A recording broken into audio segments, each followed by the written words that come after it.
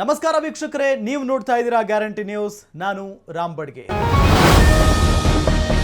ಇವತ್ತು 2024-25ನೇ ಸಾಲಿನ ಬಜೆಟ್ ಮಂಡನೆ ಆಯಿತು. ವಿತ್ತ ಸಚಿವೆ ನಿರ್ಮಲಾ ಸೀತಾರಾಮನ್ ಅವರು ಸತತವಾಗಿ 7ನೇ ಬಾರಿಗೆ ಬಜೆಟ್ ಮಂಡಿಸಿ ದಾಖಲೆಯನ್ನ ನಿರ್ಮಿಸಿದ್ದಾರೆ. ಈ ಬಾರಿಯ ಬಜೆಟ್ನಲ್ಲಿ ಯುವ ಜನತೆ, ಅನ್ನದಾತರು, ಬಡವರು ಹಾಗೂ ಮಹಿಳೆಯರು ಸೇರಿದಂತೆ ಈ 9 ಕ್ಷೇತ್ರಗಳಿಗೆ ಪ್ರಮುಖವಾಗಿ ಆದ್ಯತೆ ನೀಡಲಾಗಿದೆ. ಇದೇ ವೇಳೆ ಕೌಶಲ್ಯ, ಮಧ್ಯಮ ವರ್ಗ, ನಿರುದ್ಯೋಗ, ಎಂಎಸ್ಎಂಇ ಕ್ಷೇತ್ರಗಳಿಗೂ ಒತ್ತು ನೀಡಲಾಗಿದೆ ಅಂತ ನಿರ್ಮಲಾ ಸೀತಾರಾಮನ್ ಹೇಳಿದ್ದಾರೆ. ಸರ್ಕಾರ ಬಡವರು, ಮಹಿಳೆ, ಯುವ ಮತ್ತು ಅನ್ನದಾತನ ಮೇಲೆ ಕೇಂದ್ರೀಕರಿಸಬೇಕಾಗಿದ್ದು, ಅನ್ನದಾತರಿಗೆ 1 ತಿಂಗಳ ಹಿಂದೆ ಎಲ್ಲಾ ಪ್ರಮುಖ ಬೆಳೆಗಳಿಗೆ ಹೆಚ್ಚಿನ ಬೆಂಬಲ ಬೆಲೆ ಘೋಷಣೆ ಮಾಡಿದ್ವಿ. ನಮ್ಮ ಈ ಭರವಸೆಯನ್ನ ಈಡೇರಿಸುತ್ತೇವೆ. ಪ್ರಧಾನಮಂತ್ರಿ ಗರೀಬ್ ಕಲ್ಯಾಣ್ ಅನ್ನ ಯೋಜನೆಯನ್ನ 5 ವರ್ಷಗಳವರೆಗೆ ವಿಸ್ತರಿಸಲಾಗಿದ್ದು ಹೆಚ್ಚು ಲಾಭದಾಯಕವಾಗಿದೆ.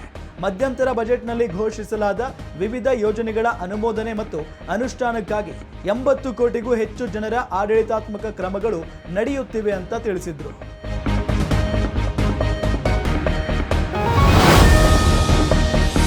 ಈ ಬಾರಿಯ ಕೇಂದ್ರ ಬಜೆಟ್ನಲ್ಲಿ ಕೃಷಿ ಮತ್ತು ಕೃಷಿ ಸಂಬಂಧಿತ ಕ್ಷೇತ್ರಗಳಿಗೆ 1.52 ಲಕ್ಷ ಕೋಟಿ ಅನುದಾನವನ್ನು ಮೀಸಲಿಡಲಾಗಿದೆ. ತರಕಾರಿ ಬೆಳೆಗಳಿಗೆ ಉತ್ತೇಜನ ನೀಡಲು ವಿಶೇಷ ಯೋಜನೆ ರೂಪಿಸಲಾಗಿದೆ. ರೈತರಿಗಾಗಿ ಕಿಸಾನ್ ಕ್ರೆಡಿಟ್ ವ್ಯವಸ್ಥೆ ಜಾರಿ ಮಾಡಲಾಗಿದೆ. ಶಿಕ್ಷಣ, ಉದ್ಯೋಗ ಹಾಗೂ ಕೌಶಲ್ಯಾಭಿವೃದ್ಧಿಗೆ 1.42 ಲಕ್ಷ ಕೋಟಿ ರೂಪಾಯಿ ಮೀಸಲಿಡಲಾಗಿದೆ. ಉದ್ಯೋಗ ಸೃಷ್ಟಿಗಾಗಿ 3 ಕೌಶಲ್ಯ ಯೋಜನೆ ಜಾರಿ ಮಾಡಲಾಗಿದೆ. ನಗರ ಅಭಿವೃದ್ಧಿ, ಇಂಧನ ಸೌಕರ್ಯ ಸೇರಿದಂತೆ ಮೂಲಭೂತ ಸೌಕರ್ಯಗಳಿಗೂ ಪ್ರತ್ಯೇಕ ಗಮನ ನೀಡಲಾಗಿದೆ. ಅಮೃತ್ಸರ್, ಕೋಲ್ಕತ್ತಾ ಕೈಗಾರಿಕಾ ಕಾರಿಡಾರ್ ಸೇರಿದಂತೆ ಹಲವು ಮೂಲಭೂತ ಸೌಕರ್ಯ ಅಭಿವೃದ್ಧಿ ಯೋಜನೆಗಳನ್ನು ಘೋಷಿಸಲಾಗಿದೆ. ಅಮೃತ್ಸರ್ ಗಯಾ ಎಕನಾಮಿಕ್ ಕಾರಿಡಾರ್ ಅಭಿವೃದ್ಧಿ ಯೋಜನೆ ಘೋಷಣೆಯಾಗಿದೆ. ಮೂಲಭೂತ ಸೌಕರ್ಯಗಳ ಪೈಕಿ ಎಕ್ಸ್ಪ್ರೆಸ್ ವೇಗೆ ಹೆಚ್ಚಿನ ಒತ್ತು ನೀಡಲಾಗಿದೆ. ಉತ್ಪಾದನಾ ವಲಯದಲ್ಲಿ ಕ್ರೆಡಿಟ್ ವ್ಯವಸ್ಥೆ ಜಾರಿಗೊಳಿಸಲಾಗಿದೆ. ಹಳ್ಳಿಗಳ ಅಭಿವೃದ್ಧಿಗೆ ವಿಶೇಷ ಯೋಜನೆ ಘೋಷಣೆ ಮಾಡಲಾಗಿದೆ. ಗ್ರಾಮೀಣ ಅಭಿವೃದ್ಧಿಗೆ 2.66 ಲಕ್ಷ ಕೋಟಿ ರೂಪಾಯಿ ಅನುದಾನ ಮೀಸಲಿಡಲಾಗಿದೆ. ಇತ್ತ ಮುದ್ರಾ ಸಾಲವನ್ನು 10 ಲಕ್ಷ ರೂಪಾಯಿಯಿಂದ 20 ಲಕ್ಷ ರೂಪಾಯಿಗೆ ಏರಿಕೆ ಮಾಡಲಾಗಿದೆ. ಮೋದಿ ಸರ್ಕಾರದ 3.0 ಬಜೆಟ್ನಲ್ಲಿ ಆಂಧ್ರ ಪ್ರದೇಶ ಮತ್ತು ಬಿಹಾರಕ್ಕೆ ಬಂಪರ್ ಕೊಡುಗೆ ನೀಡಲಾಗಿದೆ. ಮೋದಿ 3.0 ಸರ್ಕಾರದ ಮೊದಲ ಬಜೆಟ್ನಲ್ಲಿ ಎನ್ಡಿಎ ಸರ್ಕಾರ ರಚನೆಗೆ ಬೆಂಬಲ ನೀಡಿದ ಬಿಹಾರದ ನಿತೀಶ್ ಕುಮಾರ್ ಹಾಗೂ ಆಂಧ್ರ ಪ್ರದೇಶದ ಚಂದ್ರಬಾಬು ನಾಯ್ಡುಗೆ ಬಂಪರ್ ಕೊಡುಗೆ ನೀಡಲಾಗಿದೆ. ಕೋಟಿ ರೂಪಾಯಿ ಅನುದಾನವನ್ನ ಬಿಹಾರ ಹಾಗೂ ಆಂಧ್ರ ಪ್ರದೇಶಕ್ಕೆ ಘೋಷಣೆ ಮಾಡಲಾಗಿದೆ. ಬಿಹಾರಕ್ಕೆ ಹೊಸ ವಿಮಾನ ನಿಲ್ದಾಣಗಳು, ವೈದ್ಯಕೀಯ ಸೌಲಭ್ಯಗಳು ಮತ್ತು ಕ್ರೀಡಾ ಸೌಕರ್ಯಗಳನ್ನು ಒದಗಿಸಲಾಗುವುದು. ರಾಜ್ಯದ ಹೆದ್ದಾರಿಗಳ ಅಭಿವೃದ್ಧಿಗಾಗಿ ಹೆಚ್ಚುವರಿಯಾಗಿ 26,000 ಕೋಟಿ ರೂಪಾಯಿ ಹಂಚಿಕೆ ಮಾಡಲಾಗಿದೆ. ಬಕ್ಸರ್ನಲ್ಲಿ ಗಂಗಾ ನದಿಗೆ ಅಡ್ಡಲಾಗಿ 2 ಲೇನ್ನ ಸೇತುವೆಯನ್ನ 26,000 ಕೋಟಿ ರೂಪಾಯಿ ವೆಚ್ಚದಲ್ಲಿ ನಿರ್ಮಾಣ ಮಾಡಲಾಗುವುದು. ಪ್ರವಾಹ ಪೀಡಿತ ಬಿಹಾರಕ್ಕೆ 11,500 ಕೋಟಿ ರೂಪಾಯಿ ನೆರವು. ಬೋಧಗಯಾದಲ್ಲಿ ಮಹಾಬೋಧಿ ದೇವಸ್ಥಾನ ಕಾರಿಡಾರ್, ನಳಂದಾವನ್ನ ವಿಶ್ವ ದರ್ಜೆಯ ಪ್ರವಾಸಿ ತಾಣವನ್ನಾಗಿ ಅಭಿವೃದ್ಧಿಪಡಿಸಲು ನೆರವು.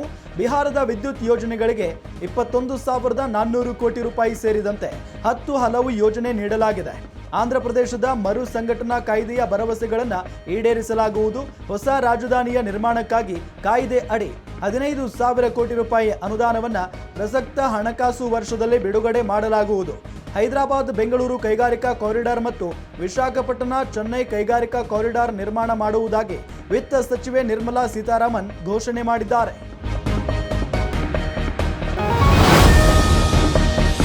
ವಿತ್ತ ಸಚಿವೆ ನಿರ್ಮಲಾ ಸೀತಾರಾಮನ್ ಮಂಡಿಸಿರುವಂತಹ ಬಜೆಟ್ ತುಂಬಾ ಉತ್ತಮವಾಗಿದೆ ಅಂತ ಪ್ರಧಾನಿ ನರೇಂದ್ರ ಮೋದಿ ಅವರು ಟ್ವೀಟ್ ಮಾಡಿದ್ದಾರೆ. ಮಧ್ಯಮ ವರ್ಗಕ್ಕೆ ಶಕ್ತಿ ನೀಡಲಿದೆ ಅಂತ ಪ್ರಧಾನಿ ನರೇಂದ್ರ ಮೋದಿ ಈ ಸಂದರ್ಭದಲ್ಲಿ ಹೇಳಿದ್ದಾರೆ. ಬಜೆಟ್ ಕುರಿತು ಟ್ವಿಟರ್ನಲ್ಲಿ ವಿಡಿಯೋ ಸಂದೇಶ ನೀಡಿರುವ ಪ್ರಧಾನಿ ಮೋದಿ, ದೇಶದ ಸರ್ವಾಂಗೀಣ ಏಳಿಗೆಗೆ ಈ ಬಜೆಟ್ ಏಣಿಯಾಗಿದ್ದು, ದೇಶದ ಎಲ್ಲಾ ವರ್ಗದವರನ್ನ ದೃಷ್ಟಿಯಲ್ಲಿಟ್ಟುಕೊಂಡು ಬಜೆಟ್ ಮಂಡನೆ ಮಾಡಲಾಗಿದೆ. ಯುವಕರಿಗೆ ಉದ್ಯೋಗ, ಬಡವರಿಗೆ ಮನೆ ನಿರ್ಮಾಣ, ಸಣ್ಣ ಉದ್ಯಮಗಳು, ಶಿಕ್ಷಣ ಸೇರಿ ಎಲ್ಲಾ ಕ್ಷೇತ್ರಗಳ ಏಳಿಗೆಯನ್ನ ಗಮನದಲ್ಲಿ ಇಟ್ಟುಕೊಂಡು ಮಂಡನೆ ಮಾಡಲಾಗಿದೆ. ಅಷ್ಟೇ ಅಲ್ಲ, ಭಾರತವು ಮೂಲಸೌಕರ್ಯ ಉತ್ಪಾದಿಸುವಲ್ಲಿ ಜಾಗತಿಕ ಮಳಿಗೆಯಾಗುತ್ತದೆ. ಭಾರತದ ಅಭಿವೃದ್ಧಿಗೆ ಹೊಸ ವೇಗ ಸಿಗಲಿದೆ.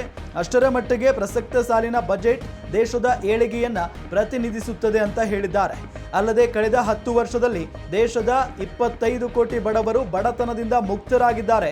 ನವೋದ್ಯಮಗಳಿಗೆ ಆದ್ಯತೆ ನೀಡಿರುವುದು, ಮಹಿಳೆಯರಿಗೂ ಉದ್ಯೋಗ ಅವಕಾಶ, ಸಣ್ಣ ಉದ್ಯಮಗಳಿಗೆ ಆರ್ಥಿಕ ಸಾಲದ ನೆರವು ಸೇರಿ 10 ಕ್ರಮಗಳನ್ನು ತೆಗೆದುಕೊಳ್ಳಲಾಗಿದೆ. ಈಗ ಮಂಡಿಸಿರುವ ಬಜೆಟ್ನಿಂದ ಮಧ್ಯಮ ವರ್ಗದವರಿಗೆ ಅನುಕೂಲವಾಗಲಿದೆ ಅಂತ ಹೇಳಿದ್ದಾರೆ. देश को विकास की नई ऊंचाई पर ले जाने वाले इस महत्वपूर्ण बजट के लिए मैं सभी देशवासियों को बधाई देता हूं. वित्त मंत्री निर्मला सीतारमण जी और उनकी पूरी टीम बहुत बहुत बधाई की पात्र है. साथियों, ये बजट समाज के हर वर्ग को शक्ति देने वाला बजट है. ये देश के गांव गरीब किसान को समृद्धि की राह पर ले जाने वाला बजट है. पिछले 10 वर्षों में 25 करोड़ लोग गरीबी से बाहर निकले हैं. ये जो न्यू मिडिल क्लास बना है, यह बजट उनके सशक्तिकरण की निरंतरता का बजट है. ವಿತ್ತ ಸಚಿವೆ ನಿರ್ಮಲಾ ಸೀತಾರಾಮನ್ ಮಂಡಿಸಿರುವ ಬಜೆಟ್ ಬಗ್ಗೆ ಕಾಂಗ್ರೆಸ್ ಟೀಕೆ ಮಾಡಿದೆ. ಭಾರಿ ನಿರುದ್ಯೋಗವು ರಾಷ್ಟ್ರೀಯ ಬಿಕ್ಕಟ್ಟು ಅಂತ ಪರೋಕ್ಷವಾಗಿ ಒಪ್ಪಿಕೊಂಡಂತೆ ತೋರ್ತಾ ಇದೆ ಅಂತ ಕಾಂಗ್ರೆಸ್ ಟೀಕೆ ಮಾಡಿದೆ. ಬಜೆಟ್ ಬಗ್ಗೆ ಪ್ರತಿಕ್ರಿಯಿಸಿರುವ ಕಾಂಗ್ರೆಸ್ ಪ್ರಧಾನ ಕಾರ್ಯದರ್ಶಿ ಜೈರಾಮ್ ರಮೇಶ್, 10 ವರ್ಷಗಳ ನಿರಾಕರಣೆ ನಂತರ ಪ್ರಧಾನಿ ಮೋದಿ ನೇತೃತ್ವದ ಕೇಂದ್ರ ಸರ್ಕಾರ ಅಂತಿಮವಾಗಿ ದೇಶದಲ್ಲಿ ನಿರುದ್ಯೋಗ ಹೆಚ್ಚಾಗಿರೋದನ್ನ ಒಪ್ಪಿಕೊಂಡಂತೆ ತೋರ್ತಾ ಇದೆ. ಬಜೆಟ್ನಲ್ಲಿ ಘೋಷಣೆ ಮಾಡಿರುವ ಯೋಜನೆಗಳು ಕಾಂಗ್ರೆಸ್ ಚುನಾವಣಾ ಪ್ರಣಾಳಿಕೆಯಲ್ಲಿದ್ದ ಅಂಶಗಳು ಅಂತ ಜೈರಾಮ್ ರಮೇಶ್ ಪ್ರತಿಪಾದನೆ ಮಾಡಿದ್ದಾರೆ. ಇದು ಬಹಳ ತಡವಾಗಿದೆ ಮತ್ತು ಬಹಳ ಅಲ್ಪದ್ದಾಗಿದೆ. ಬಜೆಟ್ ಭಾಷಣವು ಕ್ರಿಯೆಗಿಂತಲೂ ತಪ್ಪು ದಾರಿಗೆ ಎಳೆಯುವುದರತ್ತ ಹೆಚ್ಚು ಗಮನ ಹರಿಸಿದೆ ಅಂತ ಕಾಂಗ್ರೆಸ್ ನಾಯಕ ಟೀಕೆ ಮಾಡಿದ್ದಾರೆ.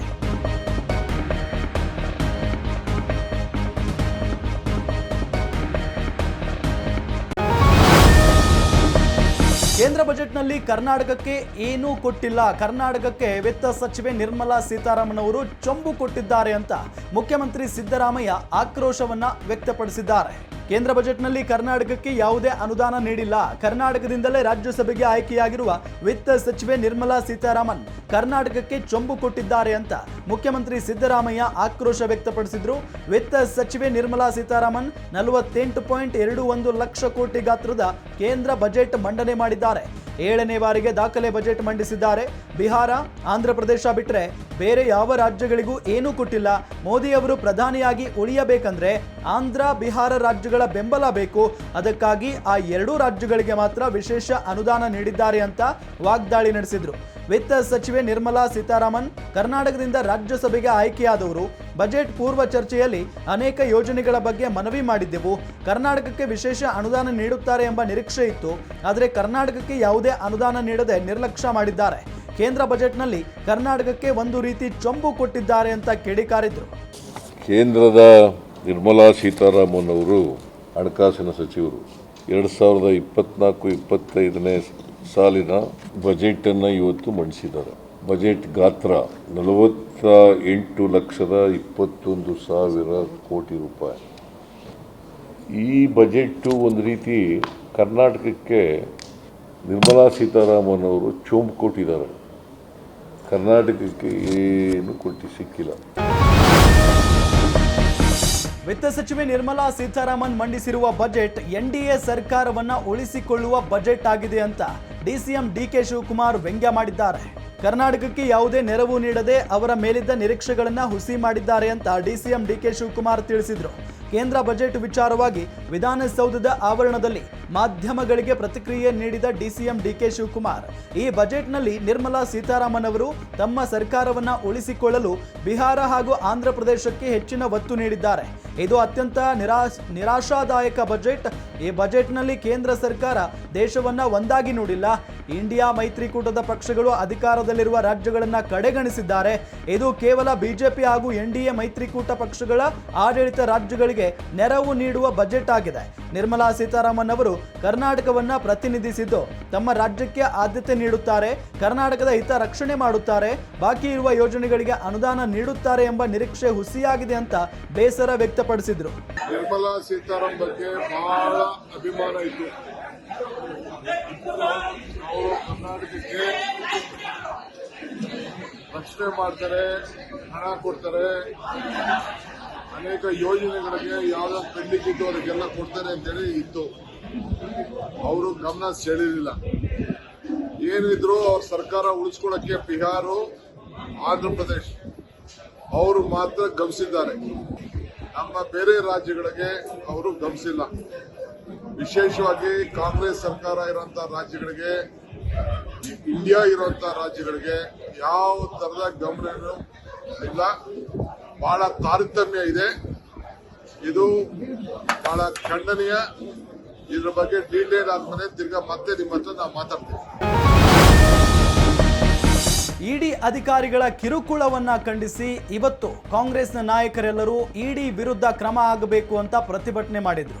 ವಾಲ್ಮೀಕಿ ಹಗರಣದಲ್ಲಿ ಸಿಎಂ ಡಿಸಿಎಂ ನಾಗೇಂದ್ರ ಹೆಸರು ಹೇಳುವಂತೆ ಇಡಿ ಅಧಿಕಾರಿಗಳು ಕಿರುಕುಳ ನೀಡುತ್ತಿದ್ದಾರೆ ಅಂತ ಆರೋಪ ಮಾಡಿರುವ ಕಾಂಗ್ರೆಸ್ ಇಡಿ ಅಧಿಕಾರಿಗಳನ್ನ ಬಂಧಿಸಬೇಕು ಅಂತ ಪ್ರತಿಭಟನೆ ನಡೆಸಿದ್ರು. ವಿಧಾನಸೌಧದ ಗಾಂಧಿ ಪ್ರತಿಮೆ ಬಳಿ ಸಿಎಂ ಸಿದ್ದರಾಮಯ್ಯ ನೇತೃತ್ವದಲ್ಲಿ ಗೃಹ ಸಚಿವ ಡಾಕ್ಟರ್ ಜಿ ಪರಮೇಶ್ವರ್, ಕಂದಾಯ ಸಚಿವ ಕೃಷ್ಣ ಬೈರೇಗೌಡ, ಬೈರತಿ ಸುರೇಶ್, ಎಂಬಿ ಪಾಟೀಲ್, ಕೆಎಚ್ ಮುನಿಯಪ್ಪ, ರಾಮಲಿಂಗಾರೆಡ್ಡಿ ಸೇರಿದಂತೆ ಕಾಂಗ್ರೆಸ್ ಸಚಿವರು, ಶಾಸಕರು ಧರಣಿ ನಡೆಸಿ ಇಡಿ ಸಿಬಿಐ ವಿರುದ್ಧ ಧಿಕ್ಕಾರ ಕೂಗಿದ್ರು. ಸಿಎಂ ಡಿಸಿಎಂ ಸಿಲುಕಿಸುವ ಇಡಿ ಅಧಿಕಾರಿಗಳ ಹುನ್ನಾರದ ಬಗ್ಗೆ ಸಮಾಜ ಕಲ್ಯಾಣ ಇಲಾಖೆಯ ಹೆಚ್ಚುವರಿ ನಿರ್ದೇಶಕ ಕಲ್ಲೇಶ್ ದೂರು ಆಧರಿಸಿ ಇಬ್ಬರು ಇಡಿ ಅಧಿಕಾರಿಗಳ ವಿರುದ್ಧ ವಿಲ್ಸನ್ ಗಾರ್ಡನ್ ಪೊಲೀಸ್ ಠಾಣೆಯಲ್ಲಿ ಪ್ರಕರಣ ದಾಖಲಾಗಿದೆ. ಇತ್ತ ತಮ್ಮ ವಿರುದ್ಧ ಎಫ್ಐಆರ್ ದಾಖಲಿಸಿರುವುದನ್ನು ಪ್ರಶ್ನಿಸಿ ಜಾರಿ ನಿರ್ದೇಶನಾಲಯದ ಇಬ್ಬರು ಅಧಿಕಾರಿಗಳು ಹೈಕೋರ್ಟ್ ಮೊರೆ ಹೋಗಿದ್ದಾರೆ. ಇಡಿ ತನಿಖೆಯನ್ನ ಬುಡಮೇಲು ಮಾಡುವ ಉದ್ದೇಶದಿಂದ ಎಫ್ಐಆರ್ ದಾಖಲಿಸಲಾಗಿದೆ ಅಂತ ಇಡಿ ತನ್ನ ಅರ್ಜಿಯಲ್ಲಿ ಹೇಳಿಕೊಂಡಿದೆ. ಯಾವುದೇ ಪ್ರಾಥಮಿಕ ವಿಚಾರಣೆ ಇಲ್ಲದೆ ಕರ್ನಾಟಕ ಪೊಲೀಸರು ಎಫ್ಐಆರ್ ದಾಖಲು ಮಾಡಿದ್ದಾರೆ ಅಂತ ಇಡಿ ಹೇಳಿದೆ.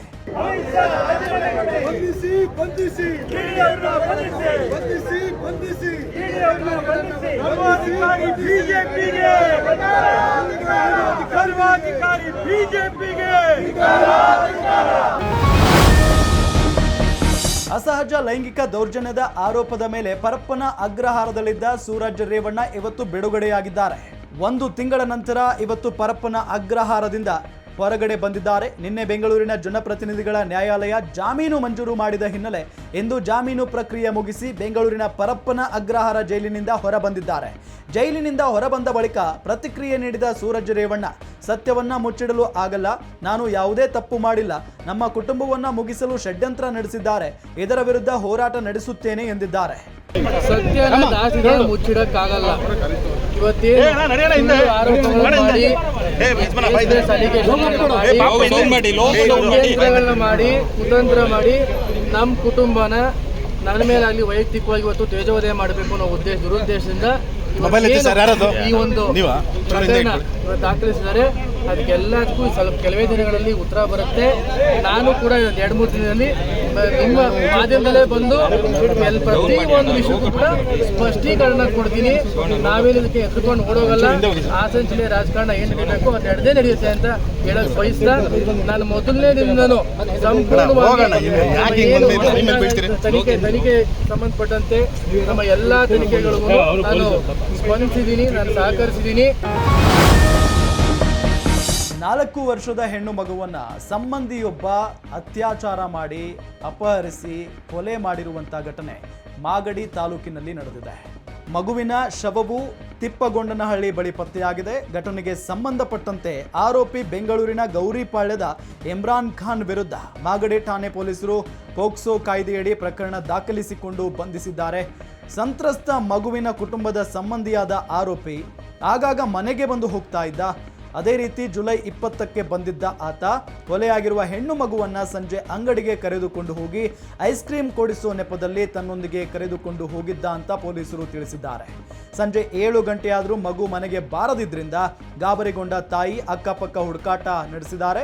ಕಡೆಗೆ ಆರೋಪಿಗೆ ಕರೆ ಮಾಡಿದಾಗ ಆತ ನನಗೇನೂ ಗೊತ್ತಿಲ್ಲ ಅಂತ ಕರೆ ಸ್ಥಗಿತಗೊಳಿಸಿ ಮೊಬೈಲ್ ಫೋನ್ ಸ್ವಿಚ್ ಆಫ್ ಮಾಡಿಕೊಂಡಿದ್ದ. ಅನುಮಾನಗೊಂಡ ತಾಯಿ ಠಾಣೆಗೆ ದೂರು ಕೊಟ್ಟಿದ್ರು. ಆರೋಪಿ ಇರ್ಫಾನ್ ಖಾನ್ ಬೆಂಗಳೂರಿನ ಕಲಾಸಿಪಾಳ್ಯದಲ್ಲಿ ಸಿಕ್ಕಿಬಿದ್ದಿದ್ದ. ಬಳಿಕ ಬಾಲಕಿಯ ಮೇಲೆ ಅತ್ಯಾಚಾರವೆಸಗಿ ಕೊಲೆ ಮಾಡಿರುವುದಾಗಿ ಆರೋಪಿ ಒಪ್ಪಿಕೊಂಡಿದ್ದಾನೆ. ಈ ಸಂಬಂಧ ಮಾಗಡಿ ಟೌನ್ ಪೊಲೀಸ್ ಠಾಣೆಯಲ್ಲಿ ಪ್ರಕರಣ ದಾಖಲಾಗಿದೆ. ಇದಾಗಿತ್ತು ಇವತ್ತಿನ ಟಾಪ್ 10 ನ್ಯೂಸ್. ನೋಡ್ತಾ ಇರಿ ಗ್ಯಾರಂಟಿ ನ್ಯೂಸ್, ಸುದ್ದಿ ಖಚಿತ, ನ್ಯಾಯ ನಿಶ್ಚಿತ.